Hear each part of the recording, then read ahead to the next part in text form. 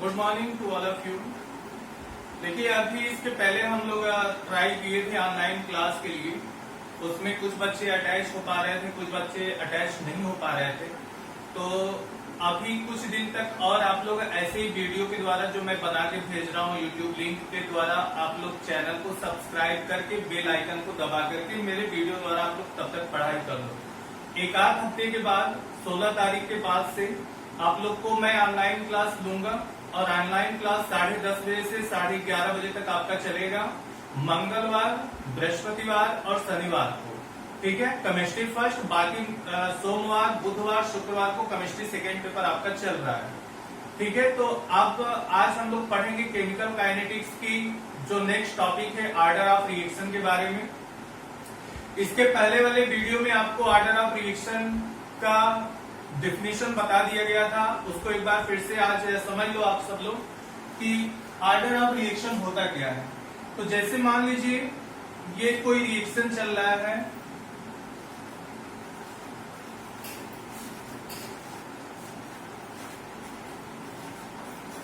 ठीक है, ये एक जनरल रिएक्शन है और इस जनरल रिएक्शन में अगर हम बात करें रेट ऑफ रिएक्शन की, रेट ऑफ रिएक्शन अगर ये डिपेंड करता है, इसकी डिपेंडेंसी अगर बात की जाए कि रिएक्टेंट ए के स्मॉल यम घात पर यदि डिपेंड करे, रिएक्टेंट बी के स्मॉल एन घात पर यदि निर्भर करता है, तो हम इसको लिख सकते हैं concentration A to the power m into concentration of B to the power n. ठीक है, एक खास बात ध्यान देने वाली ये है कि ऑर्डर ऑफ रिएक्शन में जो किसी रिएक्टेंट का कंसंट्रेशन का जो पावर होता है, वो पावर स्पेशली रिएक्टेंट की उस मात्रा को स्पष्ट करता है जो मात्रा प्रोडक्ट में कन्वर्ट होती है। ठीक है, तो ये आपका क्या हो जाएगा, रिएक्टेंट ए के सापेक्ष रिएक्शन का ऑर्डर स्मॉल एम हो जाएगा, रिएक्टेंट बी के सापेक्ष रिएक्शन का जो ऑर्डर होगा वो स्मॉल एन हो जाएगा, और टोटल ऑर्डर इस रिएक्शन की अगर बात किया जाए तो इन दो पावर्स को हम क्या करेंगे, जोड़ देते हैं, तो टोटल ऑफ द रिएक्शन हो जाएगा यम प्लस एन। ठीक है, तो ये जो इक्वेशन आप देख रहे हैं इसको हम ऐसे भी लिख सकते हैं, रेट इज इक्वल टू, यहां पे एक कांस्टेंट के लगाएंगे, a to the power m into b to the power n. ठीक है, ये आपका रेट इक्वेशन बन गया। तो किसी भी केमिकल रिएक्शन के रेट इक्वेशन में प्रदर्शित सांद्रता पद की जो पावर होती है वो उस रिएक्टेंट के सापेक्ष इस रिएक्शन का ऑर्डर कहलाती है, और जो कंसंट्रेशन के पावर्स का टोटल सम होगा, मतलब यम प्लस एन, टोटल एडिशन जो होगा पावर का, वो टोटल ऑर्डर ऑफ रिएक्शन के नाम से जाना जाएगा। तो टोटल ऑर्डर ऑफ रिएक्शन अगर पूछा जाए तो क्या हो जाएगा, यम प्लस एन।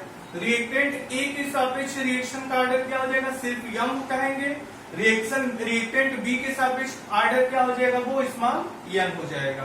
ठीक है, अब ऑर्डर ऑफ रिएक्शंस को कई प्रकार के होते हैं, उनके टाइप्स को अगर बात किया जाए तो zero order reaction, first order reaction, second order reaction, third order reaction, और एक और होता है pseudo order reaction.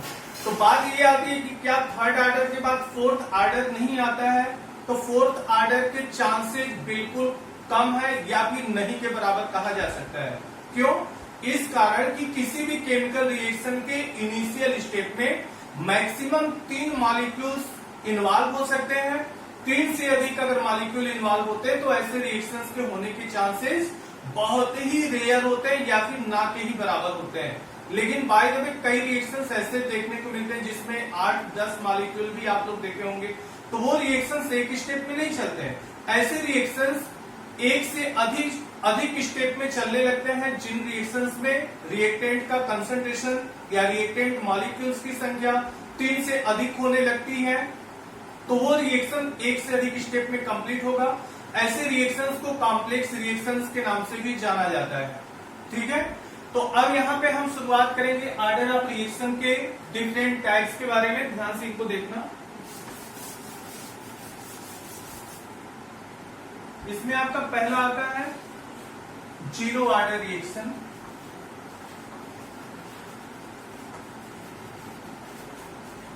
Zero order reaction. तो जीरो ऑर्डर रिएक्शन क्या है? एग्जांपल के द्वारा इसको समझ लो अच्छे से।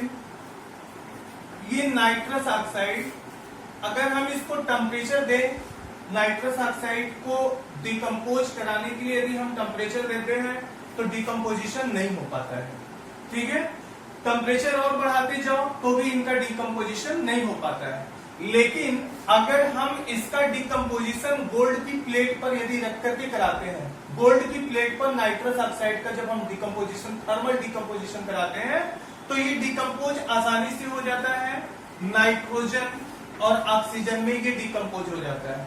तो ये रिएक्शन किस बात पर डिपेंड कर रहा है, या फिर रिएक्शन आगे प्रोसीड यदि हो रहा है तो वो किसकी वजह से हो रहा है? गोल्ड की उपस्थिति से हो रहा है।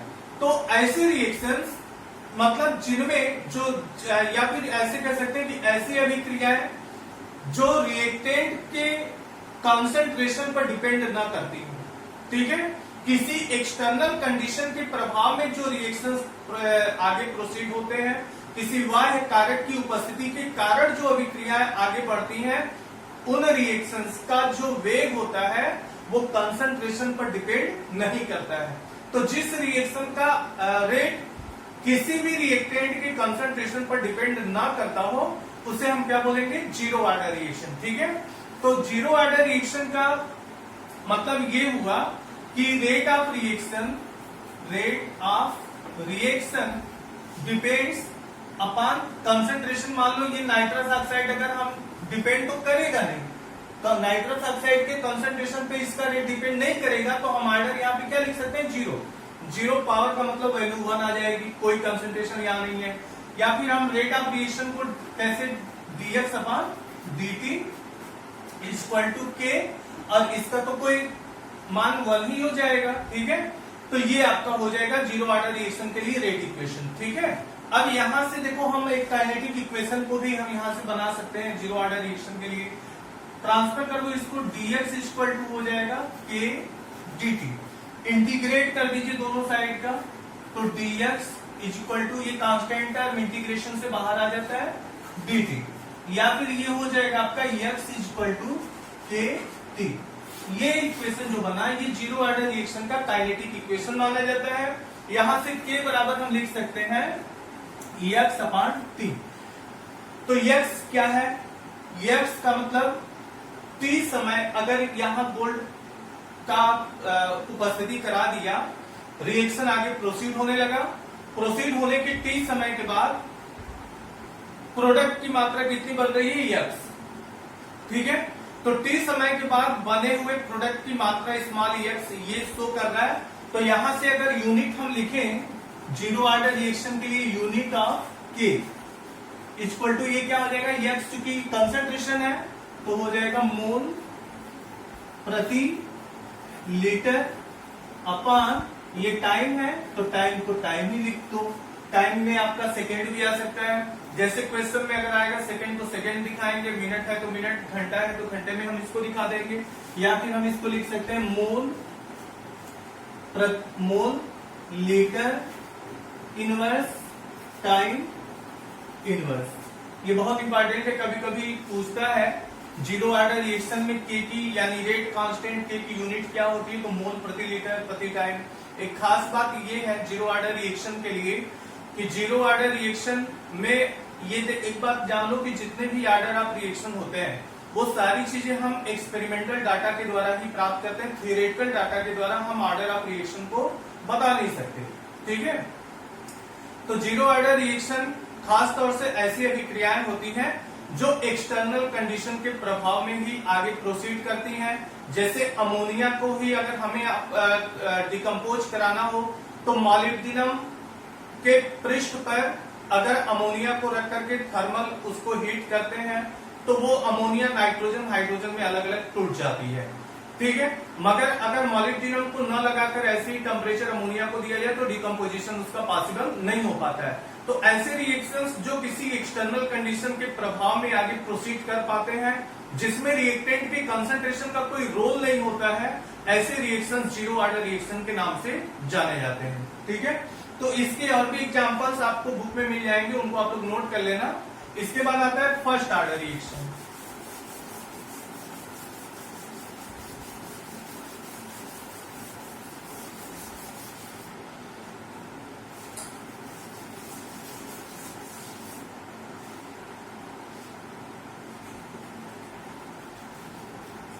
फर्स्ट ऑर्डर रिएक्शन क्या होता है? तो फर्स्ट ऑर्डर रिएक्शन सीधे सीधे हम कह सकते हैं कि ऐसे अभिक्रियाएं जिनका रेट किसी एक रिएक्टेंट के कंसंट्रेशन पर डिपेंड करता हो। ठीक है, किसी एक रिएक्टेंट के कंसंट्रेशन पर यदि अभिक्रिया का स्पीड डिपेंड करता है तो वो रिएक्शन हमारा क्या हो जाएगा? फर्स्ट ऑर्डर रिएक्शन कहलाएगा। ठीक है, जैसे N2O5 नाइट्रोजन पेंटाऑक्साइड, इसको आप गर्म करो तो ये आपका बनेगा 4NO2 प्लस O2 में ये डिकम्पोज हो रहा है। अब यहाँ पे मॉलिक्यूलरिटी अगर देखी जाए तो 2 है, क्योंकि नाइट्रोजन पेंटाऑक्साइड के मॉलिक्यूलों की संख्या यहाँ पे 2 है। मगर क्या आर्डर भी 2 होगा? तो नहीं, इसका आर्डर 2 नहीं होगा, सिर्फ इसका आर्डर 1 होगा। ठीक है, क्यों? क्योंकि इसका जो रेट होता है, इस अभिक्रिया का रेट ऑफ रिएक्शन, ये डिपेंड करता है नाइट्रोजन पेंटाऑक्साइड के कंसंट्रेशन के पावर 1 पे। तो 1 लिखो भी या ना भी लिखो तो भी 1 माना ही जाता है। तो ऐसे रिएक्शन जिनका रेट केवल एक रिएक्टेंट के कंसंट्रेशन पर डिपेंड करता है वो फर्स्ट ऑर्डर रिएक्शंस के नाम से जानी जाती है। ऐसे रिएक्शंस को फर्स्ट ऑर्डर रिएक्शन कहा जाता है। इसी तरह से अमोनियम नाइट्राइड, इनका आप थर्मल डिकम्पोजिशन करा लो तो ये आपका बनाएगा nitrogen plus 2H2O।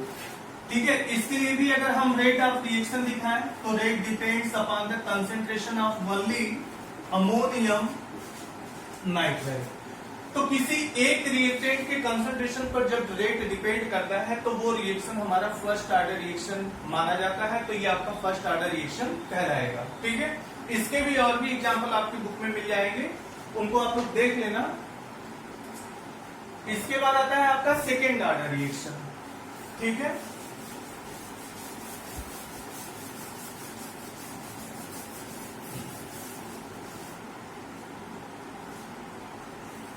Second order reaction. तो सेकेंड ऑर्डर रिएक्शन क्या है? तो ऐसे रिएक्शंस जिनके रेट सिर्फ 2 रिएक्टेंट के कंसंट्रेशन पर डिपेंड करते हैं। देखो इसमें 2 कैसे जा सकते हैं, ऐसे भी आ सकता है A plus B equal to product. ठीक है, तो यहाँ पे हम रेट इक्वेशन दिखा सकते हैं, rate concentration of A into concentration of B। ठीक है, यहाँ पे देख लो 2 रिएक्टेंट के कंसंट्रेशन पर डिपेंड कर रहा है तो ऑर्डर इसका क्या हो जाएगा? 2 हो जाएगा। या फिर ऐसे भी दिखा सकते हो 2A इक्वल टू प्रोडक्ट। ठीक है, यहाँ पे हम दिखा सकते हैं rate of reaction depends upon the concentration of A का स्क्वायर। तो देखो टोटल पावर ही मेन होता है। टोटल यहाँ पे पावर देखो 1 और 1 2 हो जाएगा तो सेकेंड ऑर्डर रिएक्शन हो जाएगा। यहाँ पे सिर्फ एक ही रिएक्टेंट के पावर 2 पर डिपेंड कर रहा है रेट ऑफ रिएक्शन, तो ये भी रिएक्शन आपका सेकेंड ऑर्डर का हो जाएगा। इसमें एग्जांपल आपका आता है हाइड्रोजन आयोडाइड का थर्मल डिसोसिएशन। ठीक है, तो ये आपका डिसोसिएट होगा हाइड्रोजन प्लस आयोडीन में।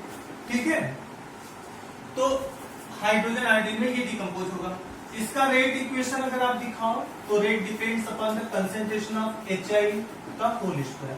तो हाइड्रोजन आयोडाइड के कंसंट्रेशन के सेकेंड पावर पर ये रेट ऑफ रिएक्शन डिपेंड कर रहा है, तो ये आपका जो रिएक्शन होगा वो सेकेंड ऑर्डर रिएक्शन माना जाएगा। ठीक है, और भी इसके एग्जांपल है, जैसे मान लीजिए एथिल एसीटेट आपने ले लिया लिक्विड फॉर्म में और NaOH। ठीक है,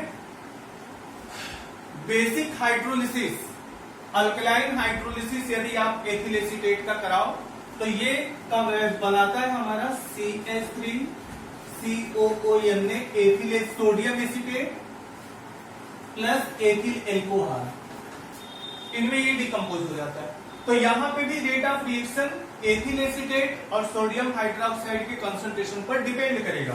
तो इसके लिए रेट इक्वेशन क्या बन जाएगा? Rate proportional to concentration of ethyl acetate into concentration of NaOH। ठीक है, एथिल एसीटेट लिखने का ये भी तरीका होता है।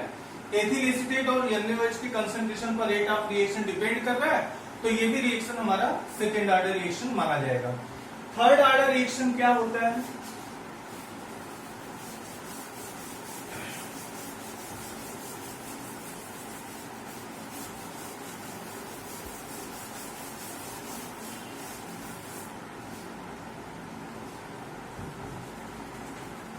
Third order reaction.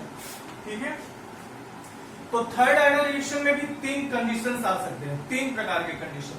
या तो ऐसे हो A plus B plus C equal to product. ठीक है, तो इसके लिए rate of reaction, rate equation क्या बन जाएगा? Concentration of A, concentration of B, concentration of C। यहां देखो टोटल तीन रिएक्टेंट आ रहे हैं, तो तीन रिएक्टेंट के कंसेंट्रेशन पर यदि रेट ऑफ रिएक्शन डिपेंड करता है तो ऐसे रिएक्शंस थर्ड ऑर्डर रिएक्शंस की श्रेणी में आ जाते हैं। या फिर हम ऐसे भी लिख सकते हैं A plus B is equal to product. तो यहाँ देखो दो रिएक्टेंट एक समान है, तो यहाँ पे रेट ऑफ रिएक्शन आप दिखा सकते हो डिपेंड्स अपॉन A का square into concentration of B। तो यहाँ पे भी पावर जोड़ो तो 2 और 1 3 आता है, तो ये भी रिएक्शन हमारा थर्ड ऑर्डर रिएक्शन के अंतर्गत आ जाएगा।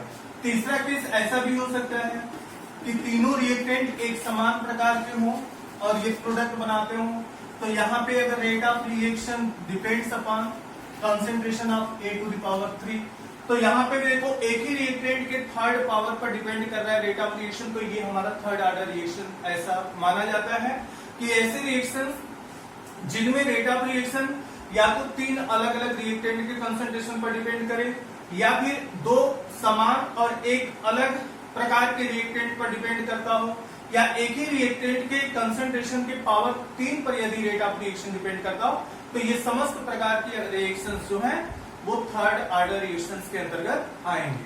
ठीक है, इसके बाद इसमें एक एग्जांपल आता है, जैसे मान लो कई एग्जांपल्स हैं। फेरिक क्लोराइड का फेरस क्लोराइड में आप अपचयन करा दो, रिडक्शन करा दो 2F3Cl3 प्लस SnCl2। ठीक है, तो ये आपका कन्वर्ट हो जाएगा 2F3Cl2 plus SnCl4।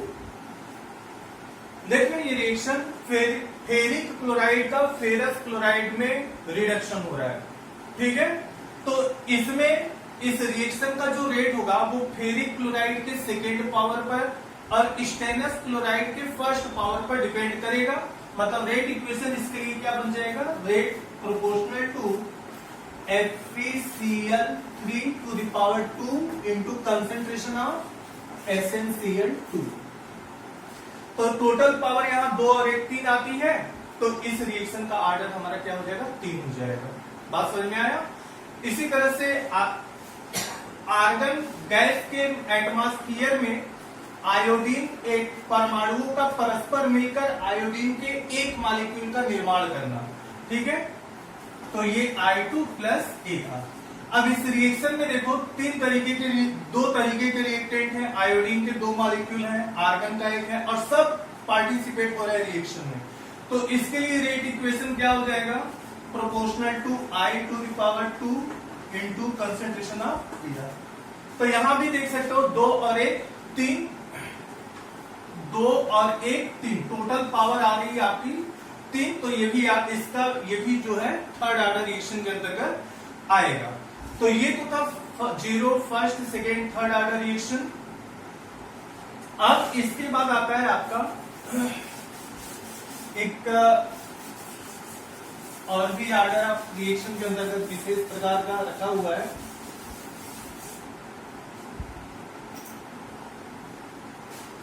Pseudo first order reaction. Pseudo first order reaction तो ऐसे केमिकल रिएक्शंस जिनमें एक से अधिक रिएक्टेंट मॉलिक्यूल्स इन्वॉल्व होते हैं, परंतु उस रिएक्शन का जो रेट हो वो सिर्फ एक ही रिएक्टेंट के कंसंट्रेशन पर यदि डिपेंड करता है, तो ऐसे रिएक्शंस को स्यूडो फर्स्ट ऑर्डर रिएक्शंस कहते हैं। ठीक है, स्यूडो फर्स्ट ऑर्डर रिएक्शन में रिएक्टेंटों की संख्या एक से अधिक होती है। बात समझ में आया? लेकिन अगर देखा जाए तो लगेगा कि देखने पे वो रिएक्शन सेकेंड ऑर्डर का जा रहा है, लेकिन ऐसा नहीं होता है। ऐसे रिएक्शन जिनमें एक से अधिक रिएक्टेंट स्पीशीज इन्वॉल्व होते हो, परंतु उस रिएक्शन का रेट केवल एक ही रिएक्टेंट के कंसंट्रेशन पर यदि डिपेंड करता है, तो ऐसे reaction pseudo first order reaction के अंतर्गत आते हैं। जैसे सुक्रोज, ठीक है, इसका जब आप हाइड्रोलिसिस करेंगे तो बनेगा ग्लूकोज प्लस फ्रक्टोज। ये आपका ग्लूकोज है और ये फ्रक्टोज है। तो ग्लूकोज फ्रक्टोज दोनों अलग मॉलिक्यूलर फार्मूला तो सेम है, डिफरेंस ये होता है कि ये एल्डोहेक्सोज होता है और ये कीटोहेक्सोज होता है। तो ग्लूकोज का जब हाइड्रोलिसिस करते हैं तो हमारा ग्लूकोज फ्रक्टोज बनता है। तो देखो इसमें दो डिफरेंट तरीके के रिएक्टेंट हैं, लेकिन इस रिएक्शन का जो रेट है वो केवल सुक्रोज के कंसंट्रेशन पर डिपेंड करता है। एक्चुअली रेट ऑफ रिएक्शन उन रिएक्टेंट के कंसंट्रेशन पर डिपेंड करता है जो कंसंट्रेशन पूरे रिएक्शन के दौरान चेंज होता रहे, परिवर्तित होता रहे। लेकिन जिस रिएक्टेंट का कंसंट्रेशन पूरे रिएक्शन के दौरान अनचेंज्ड रहता है, बदलता नहीं है, उसके कंसंट्रेशन पर रेट ऑफ रिएक्शन डिपेंड नहीं करेगा। क्योंकि इस पूरे प्रोसेस में सुक्रोज कम मात्रा में होता है, वाटर काफी अधिक मात्रा में लिया जाता है। तो अधिक मात्रा में होने के कारण वाटर के कंसंट्रेशन में कोई प्रभावी परिवर्तन नहीं हो पाता है, जिसके कारण इस रिएक्शन का जो रेट है वो डिपेंड करता है केवल सुक्रोज के कंसंट्रेशन पे। ठीक है, वाटर के कंसंट्रेशन पे डिपेंड नहीं करता है। स्यूडो ऑर्डर रिएक्शन की विशेषता यही होती है कि स्यूडो ऑर्डर रिएक्शन में दो रिएक्टेंट इन्वॉल्व होंगे। एक रिएक्टेंट काफी कम मात्रा में होता है तो दूसरा रिएक्टेंट काफी अधिक मात्रा में होता है, एक्सेस अमाउंट में होता है। और जो दूसरा रिएक्टेंट एक्सेस अमाउंट में होगा उसके कंसंट्रेशन में किसी प्रकार का कोई परिवर्तन नहीं मिलता है। तो ये था आपका पूरा ऑर्डर ऑफ रिएक्शन। अब ऑर्डर ऑफ रिएक्शन में जितने भी आपने ऑर्डर को देखा है उसका मैकेनिज्म, मतलब उसकी काइनेटिक्स क्या है, काइनेटिक इक्वेशन क्या होगा, हाफ लाइफ टाइम क्या होगा, हाफ लाइफ टाइम पर डिपेंडेंसी किन किन फैक्टर्स की बनती है, और उन तमाम केमिकल काइनेटिक इक्वेशंस पर आधारित इंपॉर्टेंट न्यूमेरिकल्स जो आपको नेक्स्ट वीडियो में मिलेंगे। आज के लिए बस इतना ही। Thank you.